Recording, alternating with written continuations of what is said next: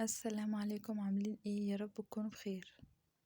قبل ما نبدأ الفيديو بتاعنا وقبل ما نقول اي حاجة، يا ريت تصلوا على النبي وتنزلوا تحطوا لايك على طول وتشتركوا في القناة لو مش مشتركين علشان نشوف احنا هنعمل ايه النهاردة. تعالوا بقى كده نشوح البصل عشان احنا النهاردة هنعمل احلى صينيتين بيتزا. بس البيتزا بتاعتنا النهاردة مختلفة شوية، هتكون بيتزا كدابة بالعيش الفينو. تمام، هنشوف دلوقتي بنعملها ازاي، هوريكم بالتفصيل علشان تعرفوا تعملوها. اول حاجه انا هعملها بكبد القوانص. الحشوه دي باختيارك انتي، عايز تعملها بلحمه، عايز تعملها بفراخ. كبد قوانص مش هتقول لا، يعني اي حاجه هتكون حلوه كده او كده.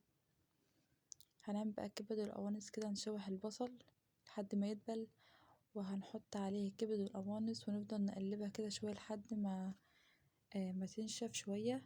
وبعد كده بقى نحط عليها توابل ملح، فلفل اسمر، بابريكا، شطه، كمون، واي توابل بقى عندكم انتوا بتحبوا تحطوها حطوها عادي.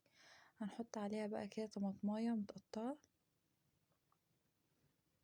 وهنزود عليها كمان فلفلايه، فلفل اخضر، فلفل حار، فلفل رومي، اللي انتوا عاوزينه المتاح عندكم حطوه. هنجيب بقى الصينيه بتاعتنا ونحط فيها البشاميل. طبعا مصر كلها بتعرف تعمل بشاميل طبعا. هنحط كده شويه من البشاميل في ارضيه الصينيه عشان البشاميل ده علشان العيش ما ينشفش معانا وما يبقاش حلو. لازم البشاميل علشان تبقى عاملة زي البيتزا بالظبط. وهنجيب بقى العيش الفينو، هنعمله صوص كده زي ما انتم شايفين، وهنبتدي ان احنا نحطه في الصينية كلها زي ما حضراتكم شايفين كده. هنبتدي بقى نرص لحد ما نملى الصينية كلها.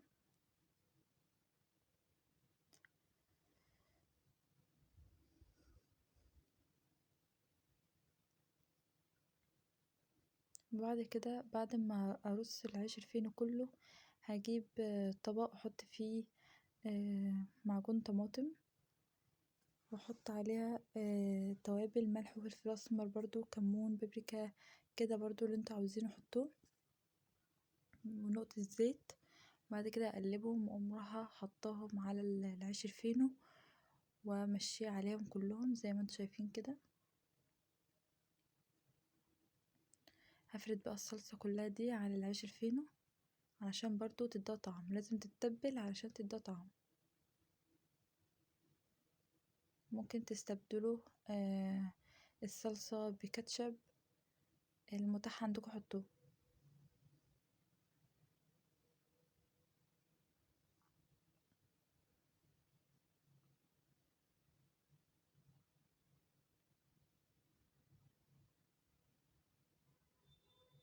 بعد كده بقى بعد ما فردناها كلها، هنجيب بقى حشوة الكبد والقوانص اللي احنا عملناها الجميلة دي، وهنفردها برضو كده.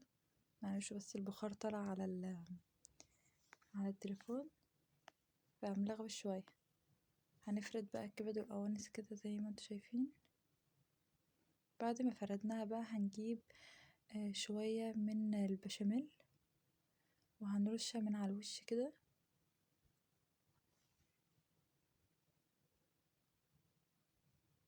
بعد كده بقى هجيب جبنة موتزاريلا واحطها كده لزوم المطة والحركات الحلوة دي بتاعة البيتزا، واحط الجبنة كده.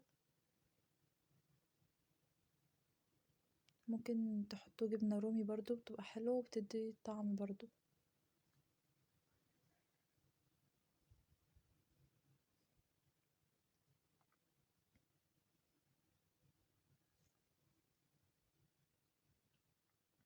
بعد ما خلصنا بقى الصينية التانية، هنجيب الصينية الأولانية سوري، هنجيب بقى الصينية التانية ونحط برضو بشاميل في الأرضية كده زي ما عملنا في الصينية الأولانية. وهنحط برضو العيش زي ما انتوا شايفين كده، نرصصه كله.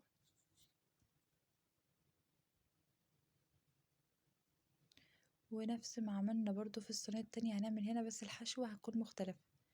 عملنا الصلصة اهي، وهنحطها برضو كده على العيش.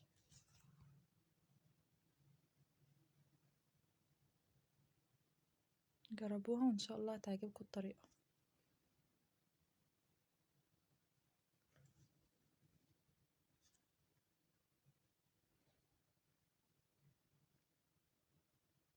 وزي ما قلتلكم ممكن تستبدلوها بكاتشب عادي وخالص.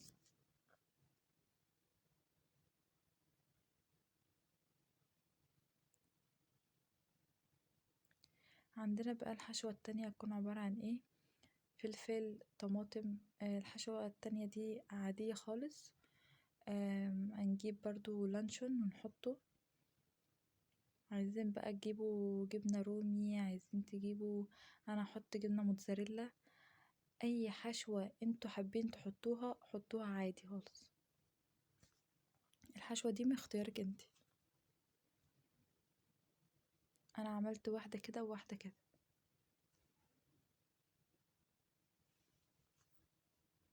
دي برضو حلوة خالص وتنفع فطار غدا عشاء.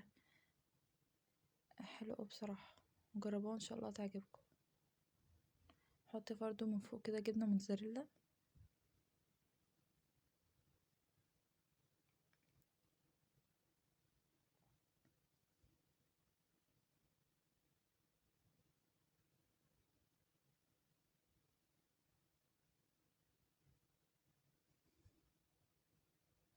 هحط برضو كده ايه بشاميل كده من فوق زي ما عملنا برضو في الصينية التانية.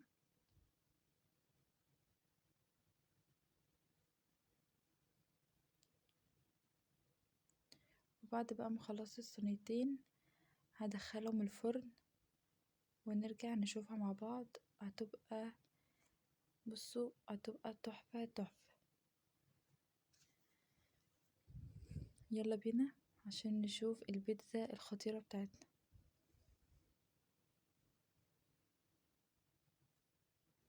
نسيت اقولكم ان احنا هنحط زيتون على الصينيتين، بس انا التانية ما حطيتش فيها قدامكم. بس انا حطيت عليها اهي زيتون، زيتون اسمر واخضر عادي. طبعا انت بتجيبيه من عند الراجل كده مخلي، علشان لما لو جبتيه سليم ممكن متعرفيش انت تقطعيه، فبتقولي له عايزة زيتون مخلي. وبعد بقى ما الصينية الاولى خلصت اهي، شايفين جمالها؟ تحفة يا جماعة، خطيرة. والجبنة بقى ساحت كده عليها وفظيعة وطعمها جامد جامد. ودي الصينية التانية اهي، شكلها برضو حلو قوي والجبنة ساحت عليها وشكلها خطير. يلا بينا عشان نقطع اول بيتزا.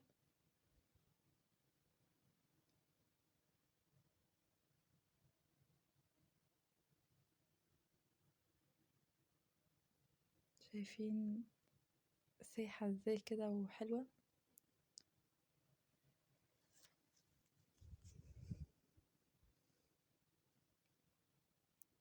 يلا بينا نشيل القطعة ونشوف الجمدان.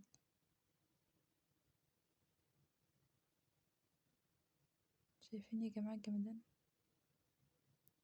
بجد بجد خطيرة.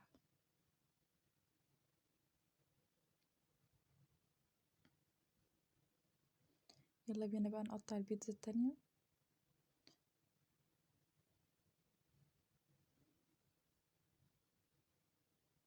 شايفين الجبنة سايحة ازاي وعاملة شغل جامد؟